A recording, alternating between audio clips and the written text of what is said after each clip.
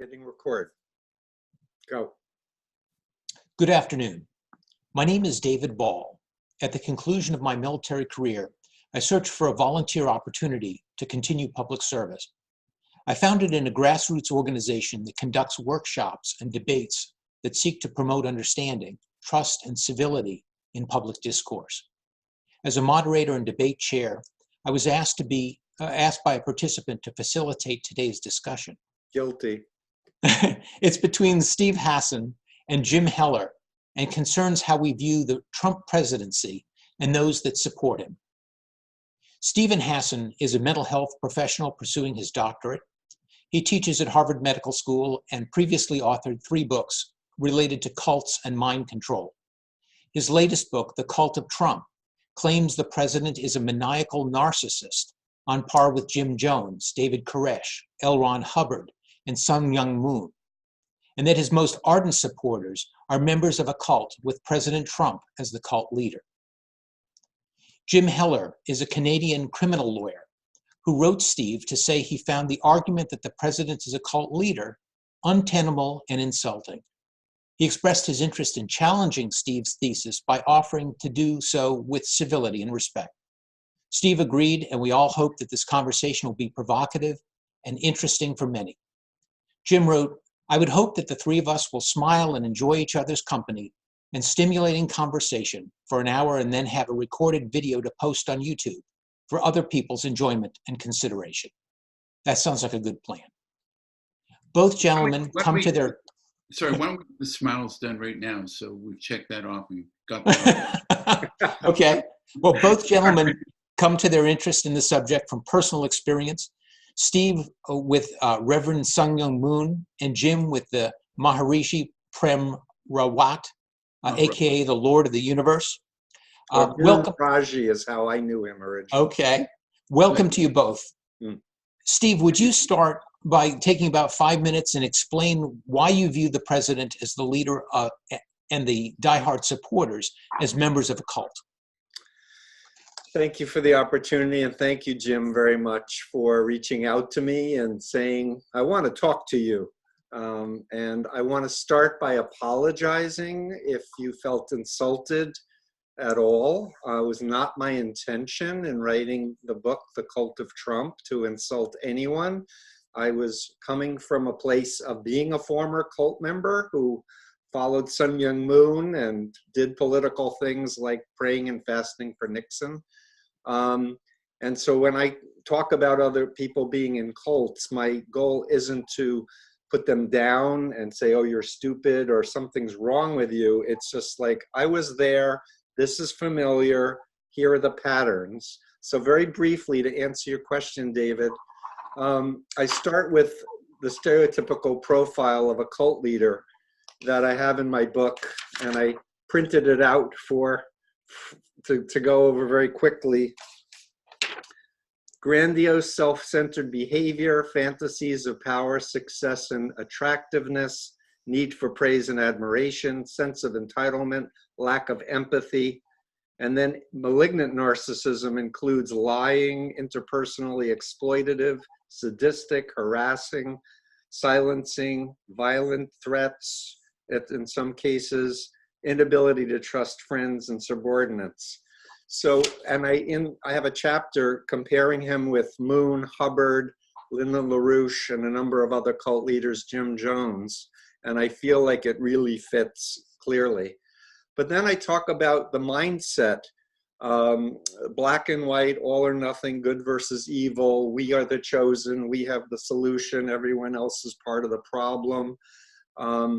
Notions that I do want to also share, my influence continuum. This is all on my website, freedomofmind.com, but understanding ethical influence versus unethical influence, and the fact that when there's lying, when there's lack of informed consent, when there's demand for loyalty and obedience over following your conscience or over looking to other critical sources of information, people are made to feel guilty, or people are given phobias to make them afraid that if they question the leader, the doctrine, or the group, terrible things are going to happen to them.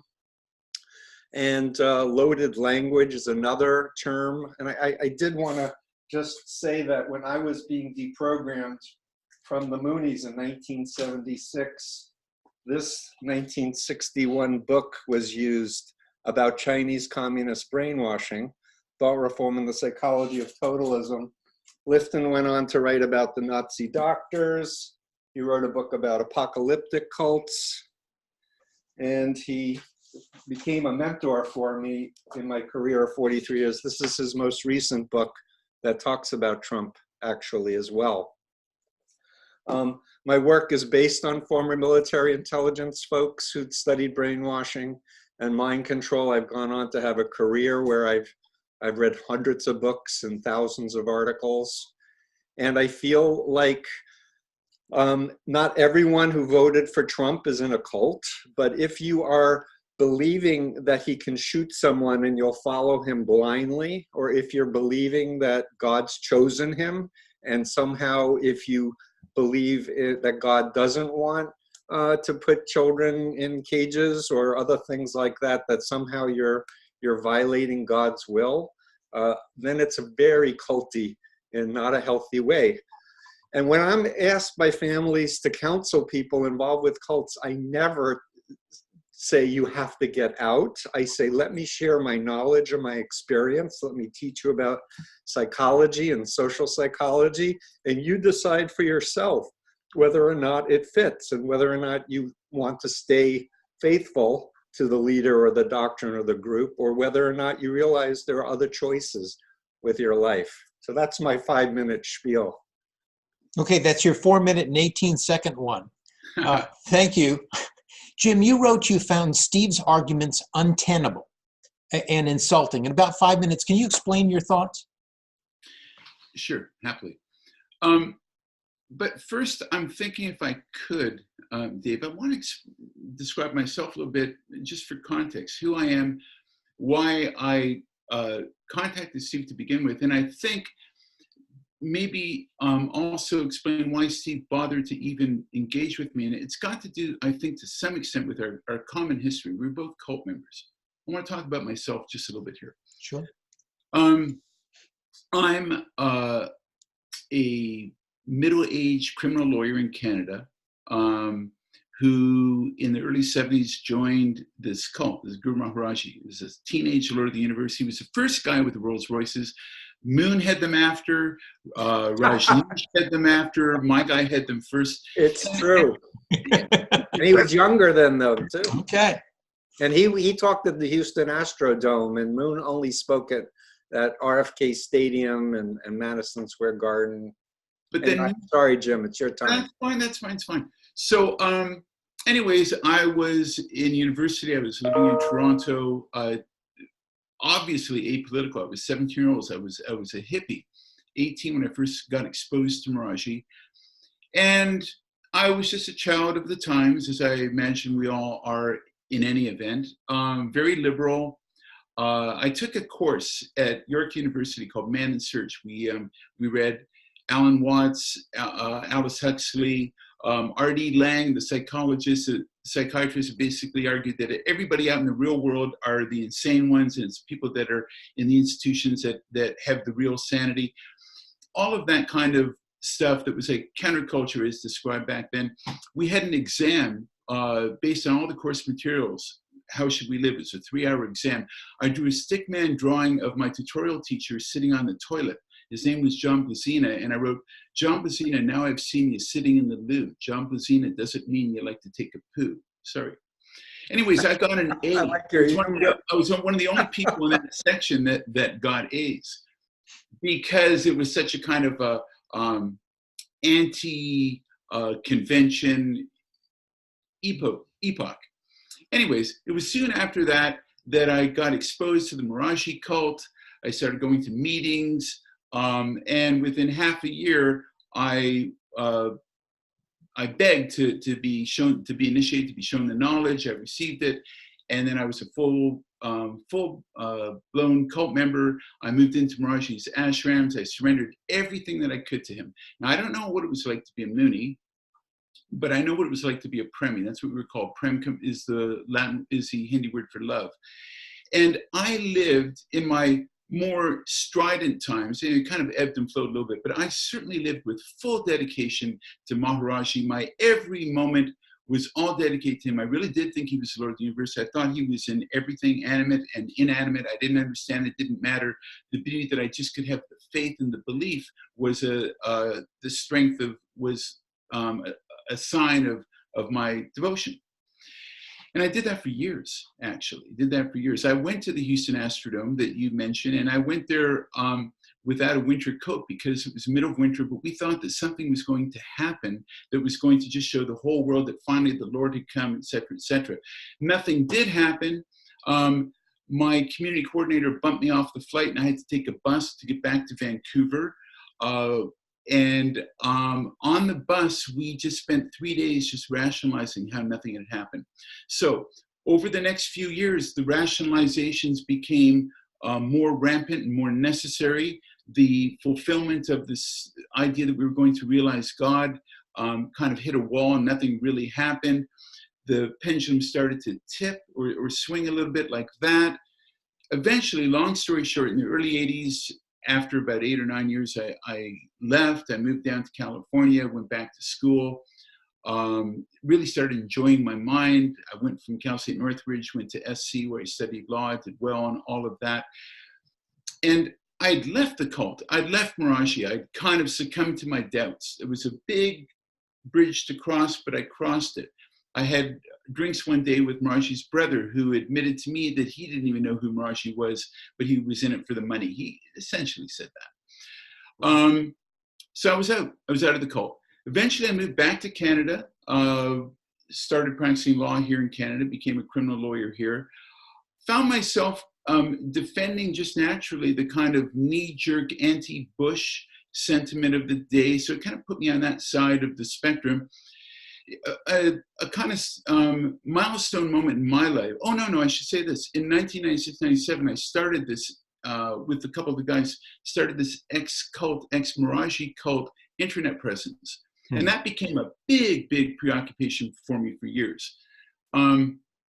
And we fought the cult fought me. I had law society complaints. It was all sorts of frisson. We helped a lot of people leave the cult. I think I helped people. I had my own style. I was a little bit more confrontational than others, but there was just a panoply of different personalities. It was all lots of fun. Nobody really got hurt. There were people that were already hurt. Then 9/11 happened. And 9/11 kind of shifted my focus. I started to think, you know what? After a while, the Maharaj Ji cult is small change compared to whatever kind of ideology that allowed that to happen. I started to get interested in Islam. And as I started to get interested in Islam, I started to realize that the media wasn't with me on this. And I could never really find the kind of straightforward, frank analysis of the ideology that impelled these guys to do this. So this is me starting to kind of find some skepticism about the mainstream media, if you will. And this kind of all loops back into Trump. Anyways, I start to become more conservative in some of my views. I played in a band. We were really cool. We still jam in the basement. I still think I'm kind of a cool, liberalish kind of guy. With you, Steve, I share a liberal kind of hippie background to maybe to some extent. I read all of those books when I was in college, and Totally. Okay. including 1984 and Animal Farm. And, Sure. So anyways, how did I become a Trump supporter? and I knew about your ex-Premi site as well, because I went on the internet the same year Right. when the internet started, and we were both doing counter-cult stuff. Right. So, and I'm almost to the point now. So what happens is that election, I'm defending Bush a little bit. It gets tiresome because of all the anti-Bush stuff, and I don't really care that much. It's American politics. I care little. Obama gets elected, and my wife and I cried when the night that he was elected. We just, I don't know, it just kind of happened naturally. Not that I was a big Obama supporter, but I knew nothing about him but the kind of very, what I consider now, totally whitewashed, sanitized presentation that the media gave me. And I thought, this is great. That's the end of any kind of racial conflict in America. Great. What's next? I really thought that. And then over time, I started to kind of read more about things about Obama that weren't properly covered, and my skepticism about the media kind of grew then. I was a Romney supporter. I thought Romney was kind of a good guy. I was really disappointed that he didn't fight back enough. That second debate, it just blew my mind how he just completely folded. If you remember all of that, it's ancient history. But anyways, Romney loses, life goes on. I'm watching Obama for years. I'm becoming really, really critical of him, very critical of the media that doesn't cover him properly. That's my view. Anyways, that's my mindset. Now this election's happening. I'm watching it. I'm not sure really who I was supporting. I certainly was Republican at that point in my sympathies, thinking, I can't remember, it was maybe Cruz a little bit. I kind of vacillated a little bit. Certainly, anyways, Trump joins in. And I'm thinking, this is brash, this is crazy. I never watched The Apprentice. I saw in one of your videos, Steve, you said you watched 20 minutes. That's 20 minutes more than I ever did. I didn't give a shit. I thought it was 10 minutes, but whatever. Okay, right. Not a full episode, certainly. Yeah. I grew up 1 mile from Donald Trump. Which is interesting. So anyways, Trump gets elected. Oh, I know. Before that, I was really into the Hillary thing. I was really into the Hillary email scandal. And I've got a lot of views on that, and I've done a lot of reading about that. And I certainly was not surprised later on with the first Inspector General's report that showed that the mid-year exam was a sham. And so I'm hot under the collar about that. I think that she certainly should have been, if things had been applied properly, she should have been indicted. I think Comey was horrible on that. Anyways, Trump gets elected, and I'm just incensed by how he is framed by the media from the outset. The whole Russia thing, which in my view, the evidence is already out from the Inspector General's reports, and so much more than I know about that. And I know that we've got an hour and we've got to focus, and we're not going to digress too much one way or the other. I've thought so much about how we're going to be able to do this fruitfully and with the most kind of illuminating kind of things. We're going to disagree on a bunch. One thing, I believe Putin interfered with the elections. That Mueller report has categorical evidence. And Mueller, okay, Mueller definitely did not blame Trump in any way whatsoever, anybody on his team, for anything like collusion with Russia. And what I expect is, I guess, we can talk words when you're done with your side. Totally, and I've gone on a little long, so let me just finish like this. I'm a big kind of observer of media, left, right, and center. I'm watching it all over the place. I do a lot of this. I'm a criminal lawyer. I do a lot of big cases. I do murder cases. I'm very passionate about my cases, but I'm passionate about this stuff too. And I think I know an awful lot about it. And so your book comes out, and I see it, and I think, oh my God. Oil on Fire. This is like the most provocative, and I'm going to bring it home like this. I know what it's like to be in a cult. I know what it's like to fear my own mind. I know what it's like to think that the doubts inside of me are kind of an alien virus. That I had a friend that first got me into the Maharaj Ji cult, and one day he came to me, I was at work on a Saturday, and he told me about his doubts, and I only gave him the typical kind of pitch about how he shouldn't listen to them. And the next day he hung himself. And you know what? Our cult that night didn't skip a beat. That was the mind. And we weren't going to kind of, we had nothing to compromise to it. I lived like that for years. I know what it's like to be in a cult. Why? Okay. So you did. And a political cult that fasted for Nixon during Watergate. Fair enough. I'm not in a cult now. I don't know of any Trump supporters whom I think that really heavy and heavily charged epithet would properly apply to. Steve, I'm disappointed. But I do. Well, okay. You say that, we can discuss that. I'm really disappointed that you have taken your really good history of working with people that have been in real cults and helping them and trying to understand the phenomenon and all of that. And I think you've diluted it. I think you've kind of messed it up a little bit. I think that much of the factual presumptions that you rely upon in your book have already been discredited just because it's so timely. It's kind of like a modern, a moving news story. I don't mean to insult you. I don't want to insult you. You're a good guy. You could have been me. I could have been you. But I find your thesis very insulting, and I think it's very provocative and sad. And that's where I think I'll stop for now. Okay. Well, if it's okay with you guys, I wrote down a couple of questions, and see what you think. Okay. Mm-hmm. This is for Steve. You're not trained as a psychiatrist. Maniacal narcissism is not a recognized disorder in the mental health diagnostic. I don't call it maniacal, malignant narcissism. Oh, I'm sorry, malignant. I use. Okay. And that's a term by Eric Fromm that talks about narcissism plus the sociopathy, the antisocial element, thinking they're above the law. Yeah, my apologies. Yeah, no worries. I just want, for the sake of the video, I want to. Oh no, you're right. But that's not specifically in the diagnostic manual, the DSM-5. And some people believe that assigning a diagnosis to somebody that they've never examined in person is invalid or unethical. And how would you respond to that? So there's something called the Goldwater Rule that was implemented in terms of the American Psychiatric Association.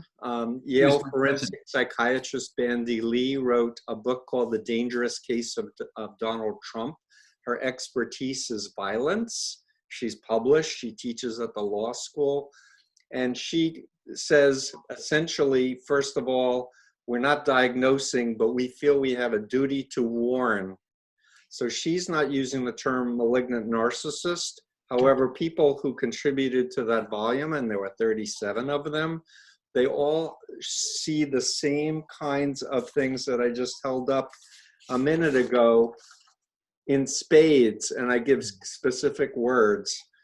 For me, words like cult are pejorative on one hand, but they're also cool on the other hand. Like it's a cult movie hit, or people. I'm in a book called The Cult of Mac for people who are like really into something.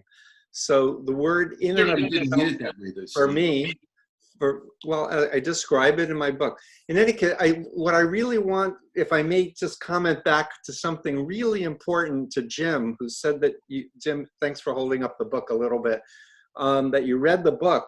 I'm talking about actual groups that I think fit the BITE model, which is behavior control, information control, thought control, and emotional control elements.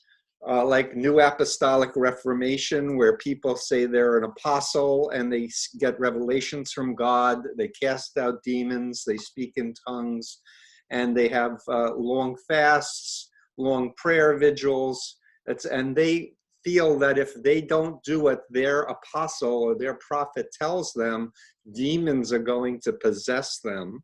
How does that? And that's exact parallel to the Moonies, because Moon brought us to see The Exorcist and said, if we ever leave or question the group, demons and evil spirits will possess us.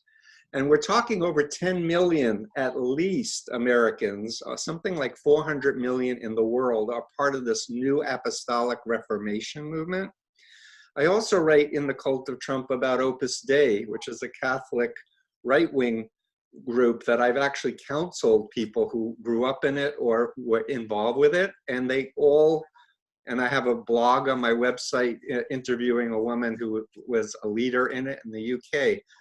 So while I really want to say this, Jim, not everybody in the Cult of Trump is a cult member in the sense that you and I were in the core of the pyramid, where we were total true believers and we were cutting off from other sources of information.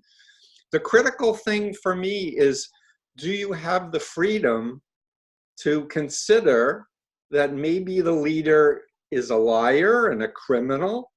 Do you have the freedom to consider that Putin is a mastermind controller and has been using considerable facilities to influence Americans through the social media, through RT, through Breitbart, through Fox, to influence many people to have a Putin mindset that it was Ukraine that was hacking the election instead of him, when in fact Mueller indicted people from the intelligence agency, and they have documents and documents and documents to demonstrate that Russia was a factor and is a factor.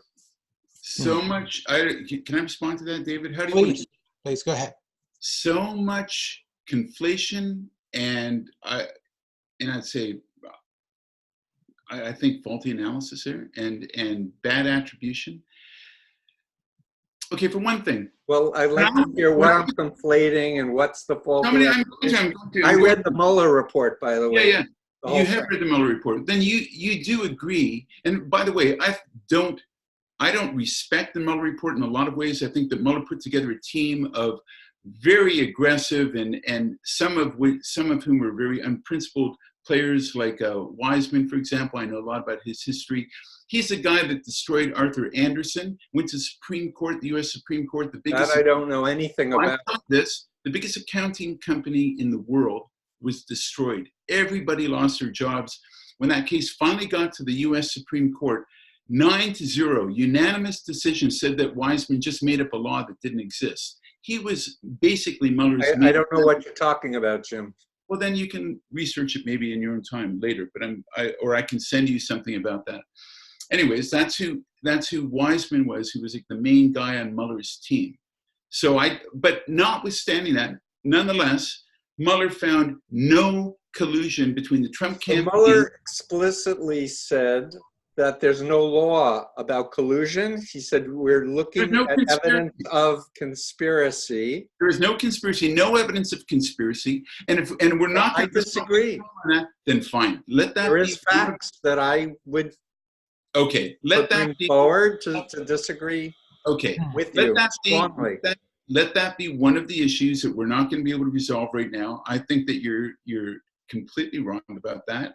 But nonetheless, people can make their own decisions. Anybody that watches this. No, I think there's a difference between facts and propaganda, and I do think that Mueller found such a thing as inflation or misattribution, and I could be wrong. Well, you are wrong, Jim. Okay. Jim, let me try this question on you. Yes, please do.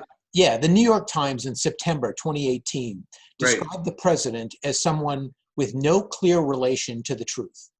Yeah. Media outlets, including the Financial Times, the Chicago Tribune, New Yorker, LA Times, CNN, and Foreign Policy, now describe some of President Trump's false statements as lies. How do you respond to a broad consensus that views the president as a serial liar with little regard for the truth? Well, I don't accept that that description of Trump. I think Trump is at times, he speaks simply. He certainly is prone to exaggeration at times, not always. And I'm sure he has, in his life as the kind of builder, flim-flam guy perhaps at times in various enterprises, I don't even know, really. I'm not a student of Trump himself. I'm certainly not a devotee of Trump. I'm sure that he's probably exaggerated this way or that. And yes, he's lied, as has perhaps every other major kind of business guy or maybe major political guy. We could do that. I could show you how that accusation would fairly fit Obama to a T, left, right, and center. So, but my thing is that I do not respect the New York Times analysis of Trump any which way. I don't expect what the mainstream media is doing right now. I think that the MSM should have folded or they should have like fallen on their sword to some extent when the Mueller report came out. They were then shown that this whole Russia conspiracy thing, and Steve, Mueller did not find there was any conspiracy between the Trump campaign and Russia. That's completely that's complete proven fact. And I think the media had a real you're right to the extent that it they were operating under the assumption they could not indict a sitting president. You're mixing So things up. therefore, they did not bring criminal You're charges. mixing up obstruction. Sorry, with all due respect, you're mixing up obstruction with the conspiracy allegation. And what really happened there? What really happened? I'll tell you what the Mueller investigation was. The Mueller investigation was an obstruction trap. They knew from the outset that there was no such thing. They already knew that, but they thought perhaps. Is that why Obama fired Flynn? Because he knew that there was no connection with Russia? That's not conspiracy. So Flynn had no relationship with Russia. He was viewed as a security. That's not a meaningful question. Look, we're not going to be able to sort that out. We could spend a whole hour just debating the Mueller report, all right? Just like we could the new IG report that found that that the FBI completely misrepresented things in its application to get the FISA warrants, which were critical because they were the keyhole that allowed the FBI to spy back on the whole Mueller campaign through Carter Page. The FISA court writing that completely scathing letter to the FBI just the other day, Judge Collier, the head of the court, doing that. Now, so in your book, I heard about that in the New York Times, actually. I could show you how in your book you fault Trump. You fault Trump for being critical of that whole investigation. You exalt Comey as if he's saintly almost, and Trump for even saying things like this is a hoax or whatever is just exhibiting his kind of cult leader propensities. In fact, Steve, you've been proven wrong already. And I think that when Durham finishes the work he does with this criminal probe, you're going to be proven wrong further. But that's another issue that we can't resolve now. I want to go back. To my knowledge, nothing that I've written about has been proven to be wrong at all. I do want to say, if I may just finish this, I submitted my book manuscript before the Mueller report was released, and it was only begging my editor to stick in a few more sentences about the Mueller report that I was able to even mention it. But I want you to know I've read books about Donald Trump by David K. Johnston. I've extensively followed Trump's ghostwriter, Tony Schwartz, who spent a long time with Trump. So you just hate his personality. About Trump and you hate his personality. You hate his personality. There are a lot of personalities that people don't like. For different I don't like abusers, narcissists, womenizers. I don't appreciate those are cult leaders. People who never take responsibility ever. Those aren't blame everything else on everybody else. That's his profile. Exactly like Moon and Jim Jones. Yeah. Okay. Let me try to take a step back, if I can, to the question about cults. And Steve, let me ask you this. Sure. If you were to assess Jesus Christ as a leader, you find him charismatic, full of himself. No one gets to the Father except through me. Only I can fix this. I am the Messiah. He gives his instructions straight from God. He has his in-group of followers, the apostles. He sends members out to proselytize. He dangles the notion of the promised land, heaven, before the faithful. Now, is he a cult leader? And what about the faithful? If you're a true believer, does that make you a cult follower? Would you describe Christianity as a cult during the Inquisition, but not today? Is it a subjective judgment of benevolence that characterizes a cult? There's a lot of different points that I try to that. I definitely think the Catholic Church, when it was doing the Inquisition, was functioning as a bite model, behavior, information, thought, emotional control, total obedience thing. Were functioning like a destructive cult when they were doing the Inquisition or the Crusades, for sure. Do you think Antifa is a cult? Do you think Antifa is a cult? I think that there are elements of it, and I was trying to find some former members to interview. I don't like anyone who advocates violence against other people, by the way. Do you realize how the mainstream media apologizes for Antifa, countenances some of its violence and its threatening action? I'm the wrong person if you think that I'm supportive of mainstream media. I'm frustrated that I've only been on 4 minutes on CNN with such a substantial book that I worked so hard on, where there are major politicians every day referring to it as the cult of Trump. Why am I not being that they don't give you enough attention? talk? That's it? Your criticism of mainstream media is that they don't give you enough airtime? No, it's not just me, but the whole subject of cults and mind control, I feel they don't want to talk about the subject. Okay, listen. They glorify things like branding of women by their genitals of the NXIVM cult, but they won't go into the fact that Keith Raniere studied hypnosis and was using hypnosis to so I got to go back to something brainwash his followers. Steve, I have to go back to something you said before. You talked about how they're kind of like they're peripheral kind of people that are supporters of Trump, and they might kind of, you're implying that they might fall outside of like your definition of cult membership. I think there's a critical distinction here between what really is a cult and just what's happening here. Most people are out here, Jim.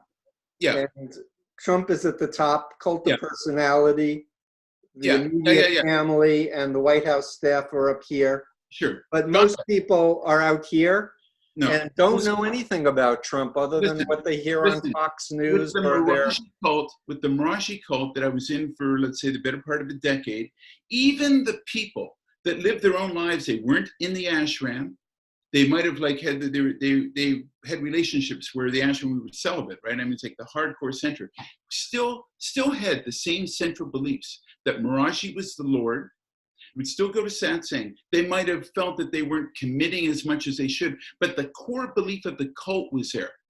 Now, you don't get that in Trump supporters. I disagree with you, actually. No, let me finish. There's a healthy range of people that, you know, kind of support him in some issues and not other issues. To answer some of your criteria, nobody gets tricked. Hold on. Nobody gets tricked into becoming a cult member. Not the same way that I disagree. I think everyone is lied to and tricked. Not the same way that a couple of girls that you thought were interested in you as a teenager after your girlfriend had dumped you, they picked you up. Classic kind of cult recruitment technique.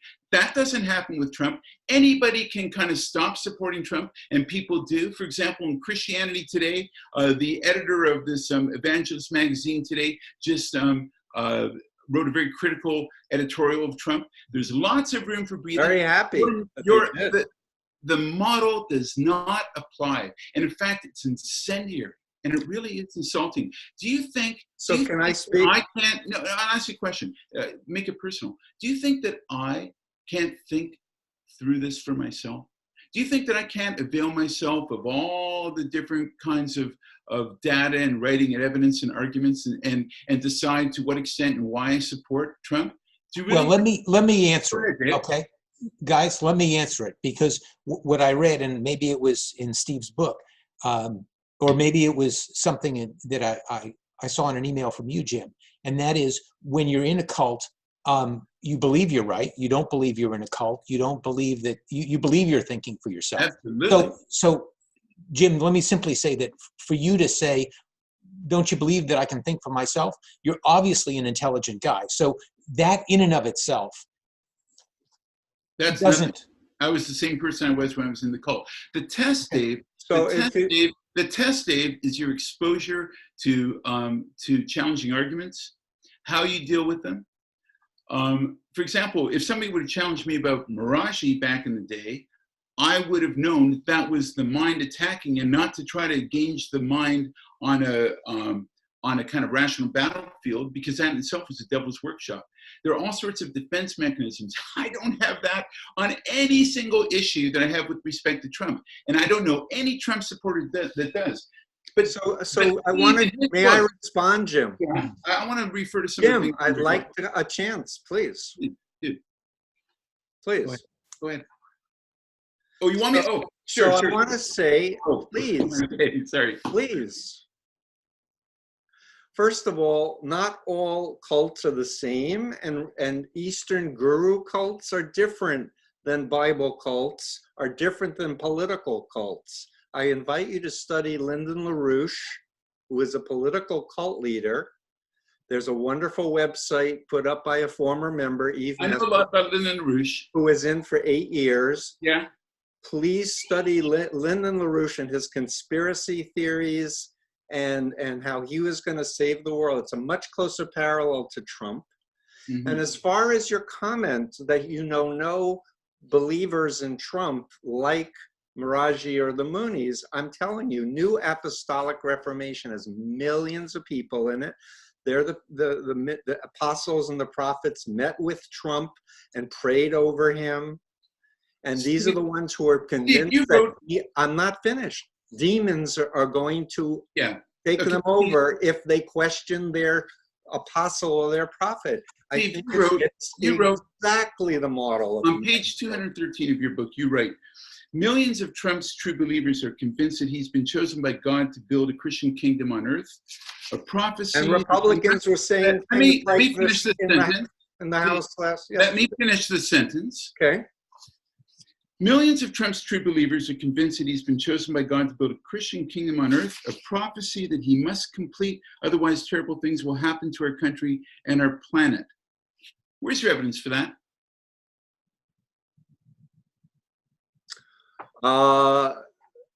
We can talk. We can do another You're thing. Talking. I'm listening. Were you listening to the Republicans talking about how the Democrats who were concerned about the president's behavior was like Pontius Pilate trying Jesus? That's your evidence. Yesterday in the that's your evidence for that. That's your evidence. Millions of Trump's true believers. Did you reject that, Jim? What's that? Do you reject that they were saying that yesterday? No. I think that doesn't get you where you want to go. Why would they say that? Support that outrageous claim. Why would they say that? It's an analogy. Why? But why? Where are they coming up with it? They're just. It's a dramatic. I don't know. I'd have to see myself. It sounds like it's a dramatic analogy about trumped up frame charges. And so people sometimes use Christian analogies, biblical analogies, big deal. What you said there was a very straightforward, outrageous claim. But where's your support for it? I didn't come prepared with the support. I'm looking for something that I got from a Trump true believer that I counseled. Well, let me. Why are you looking for that? Why are you looking for that? $1 billion. One last. It's an image of $1 billion with Trump's picture on the back. It has all of the biblical references of how they have to follow. Okay, and that's your evidence for that. That's just one tiny thing. Your penultimate paragraph. Only one more reference. We only have so much time. One more reference from your book. Your penultimate paragraph, the entire book, reads as follows. Cult leaders do not relinquish power. If Trump runs again and is not reelected in 2020, he might claim that the election was rigged. Who knows what he might call on his followers to do in that case? The lives of the 917 people who were murdered by Jim Jones may seem like a distant lesson from a faraway time. And yet, as someone who has lived a version of their experience, I know that the dangers of mind control are no less real today than they were 40 years ago in the remote jungles of Guyana. Yeah, and I want to say that he's already talking about a third term. Do you actually? He's already. People are talking about taking assault rifles into the streets if he's impeached. Yeah, let me have videos of Christian. That is an outrageous, fear-mongering. Yeah, that's the reality. I see it. I listen to the right.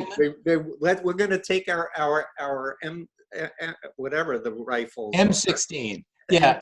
Likewise, when you're giving your examples of how Trump was a cult leader, I wrote these down. You said that he made that comment about I could shoot someone in the streets and they'd still vote for me, right? Yeah.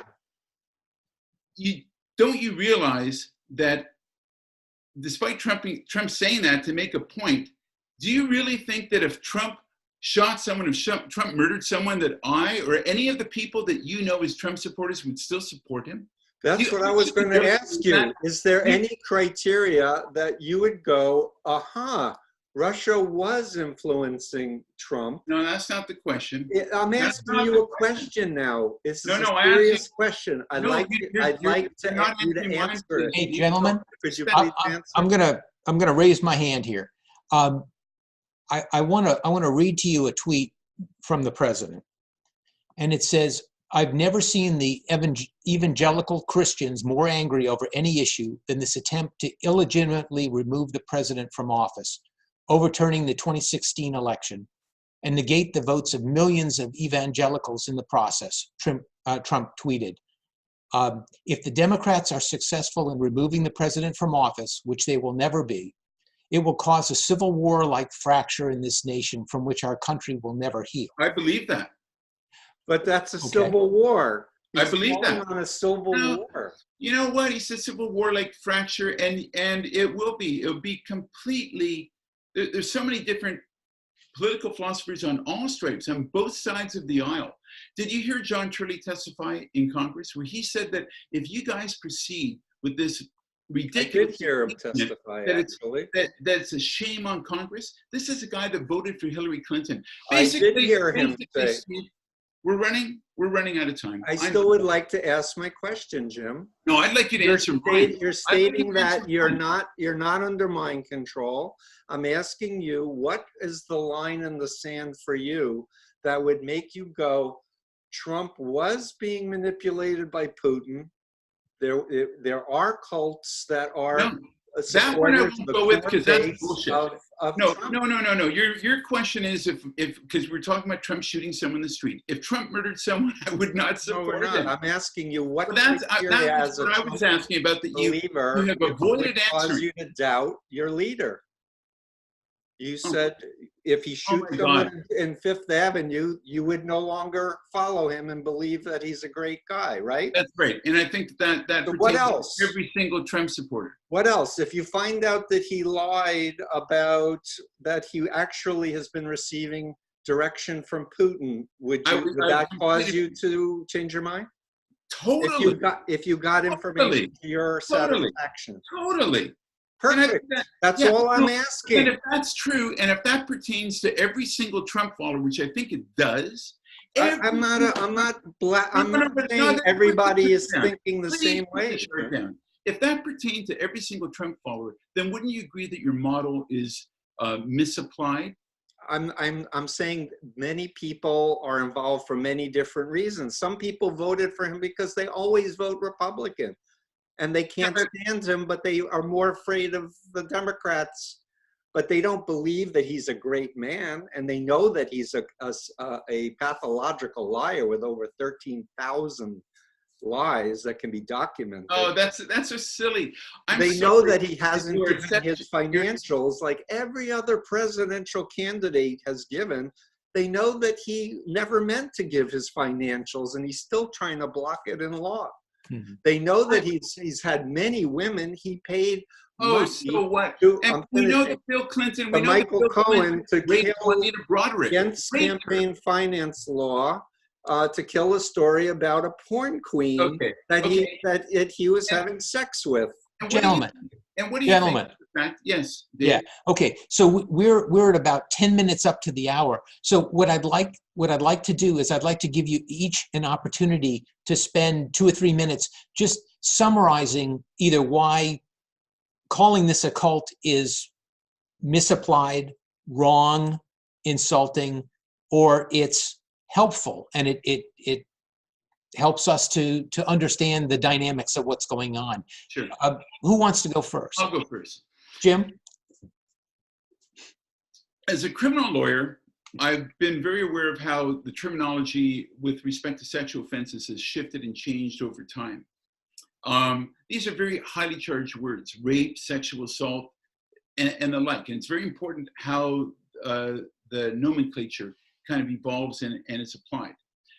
Cult is, in my cult advocacy days, before I was kind of more interested in Islam than the Maharaj Ji cult, it was always very critical, and it was a very open issue as to what was a cult, what was not a cult, because it's such a pejorative term.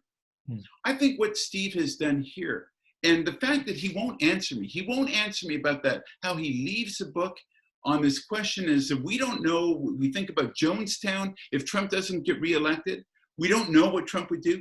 I think that is so incendiary and ultimately irresponsible. And I think that I'm shocked that you have nothing to kind of adjust in your glowing praise for the Mueller report and all of that in this book, given the outcomes that show that the FBI was completely full of malfeasance and how they went after Trump, and there's still more that's going to come to light from that, and you've got no adjustment. So if anything, I'm sorry, with all due respect, I think that it's you that are in a closed information system. And unfortunately, it's kind of ironic. That's a very large body of people. It includes the New York Times. It includes the Washington Post that changes its motto now to basically, I can't remember what it is, but it's not all the news that's fit to print. Yeah. No, but that's the New York Times. But the Washington Post is a new one. That's in darkness, democracy dies.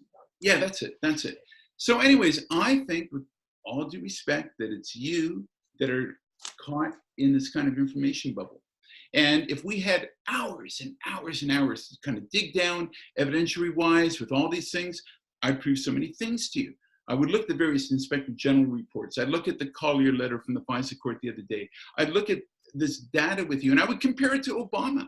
And I would show how, I mean, do you know that, that's something I learned this morning I didn't even know about. Do you know who Anita Dunn was? Anita Dunn was Obama's first communications director. She gave a speech where she said that she had two favorite political philosophers, and one of them was Mao Zedong. And then she goes on to quote how Mao basically said, "All's fair in war, and I will fight my war however I want."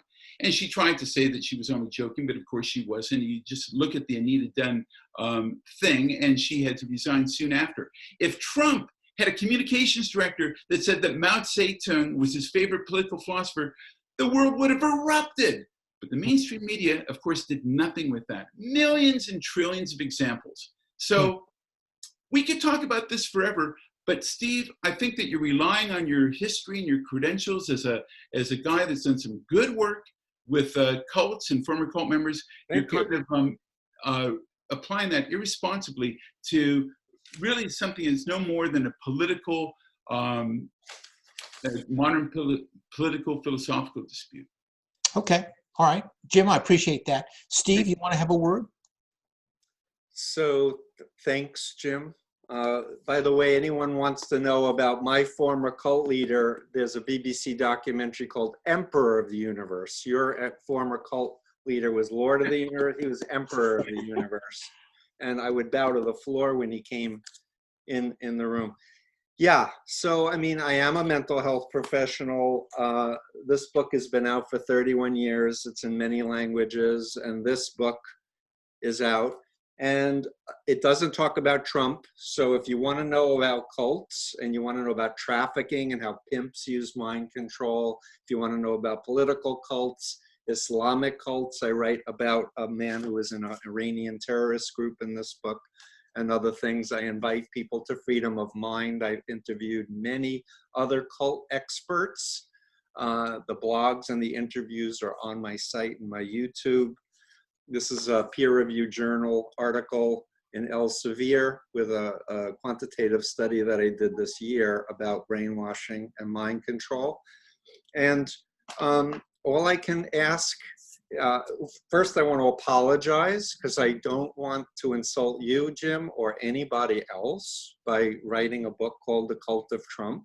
Did you think you would? And I do believe, and I was willing to put my name to it because I feel so passionately as a Jew who learned about the Holocaust and was in a cult where I was then brainwashed to think the Holocaust was justified, where I didn't like Nixon, and then I'm fasting for Nixon because Moon said God wants Nixon to be president.